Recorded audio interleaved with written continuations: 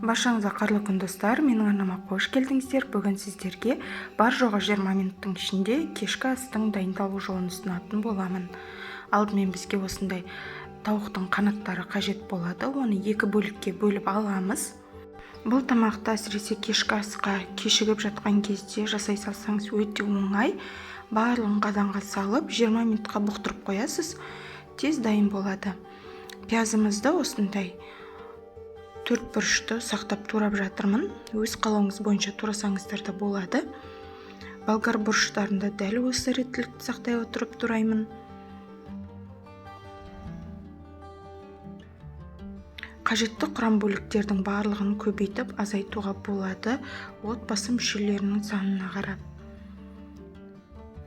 Сәбізді де 4 бұрыштап турап алдық. Мен бұл жерде 3 картоп қолданып жатырмын.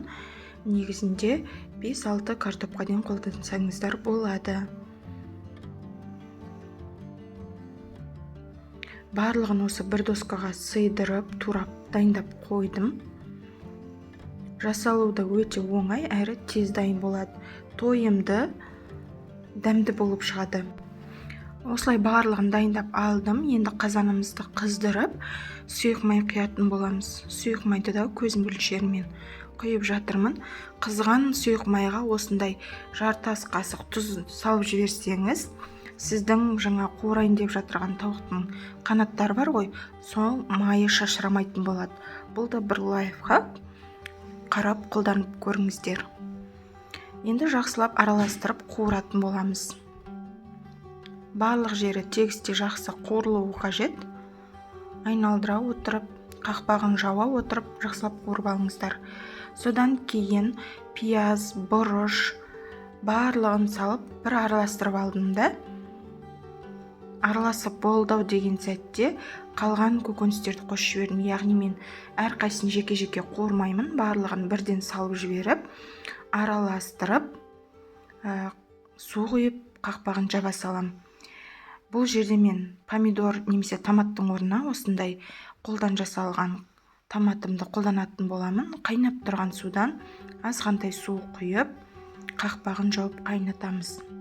Яғни бұрқылдап қайнап жату керек. Міне қазанды көріп тұрсаңыздар, осы сәтте газымызды орташа отқа қойып 20 минутта пісіреміз. Мен томатты еру үшін араластырып жіберген болатынмын. Мінекей. Енді осы кезде дәмін қарап, егер тұзы аз болса салсаңыздар болады. Неге біздің тамағымыз дайын болды. Жасалу өте оңай әрі тез. Тойымды қасына гарнир дайындасаңыздар да болады, жоқ өзін тұтынсаңыздар да болады. Сондай дәмді болып шығады. Әсіресе нан жемейтін балдарға осылай сорпалы қылып дайындап берсеңіздер, нанның сорпасына басып керемет жейтін болады. Жасап көріңіздер, сіздерге ұнайды деген сенімдемін. Сорпасынан да осылай құйып жібереміз.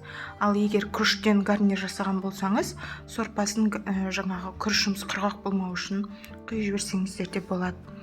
Сонымен біздің кешкі асымыз дайын болды. Жасалу өте оңай әрі дәмді. Барлығына ұнайтын кешкі ас. Міндетті түрде жасап көріңіздер. Сіздермен болған Замира. Келесі кездескенше сау болыңыздар.